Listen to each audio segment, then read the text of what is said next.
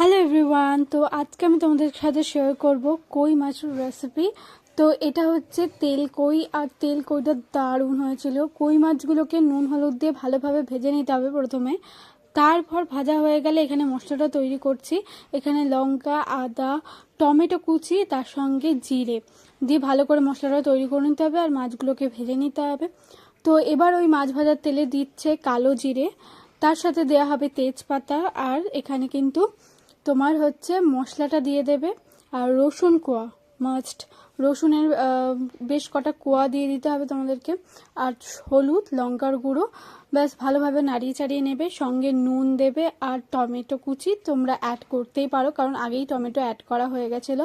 সঙ্গে কাঁচা পাকা লঙ্কা দিয়ে জল দিয়ে কিছুক্ষণ রেখে দিতে হবে। জলটা মানে ঝোলটা তৈরি হয়ে গেলে এর মধ্যে দিয়ে দিতে হবে মাছগুলো, আর মাছগুলো দিয়ে একটু ফুটিয়ে নিলেই কিন্তু আমাদের রেডি তেল কুই। তোমাদের কেমন লাগলো রেসিপিটা অবশ্যই কমেন্টে জানিও। ভালো লাগলে লাইক করে দিও। আর ডেকোরেশনে কিন্তু আমি ধনেপাতা ইউজ করেছি, তোমরা চাইলে কিন্তু অ্যাড করতে পারো। তো কেমন লাগছে ফাইনাল লুকটা দেখেই নাও, অসাধারণ লাগছে, খেতে খুবই টেস্টি হয়েছিল, একবার ট্রাই করো।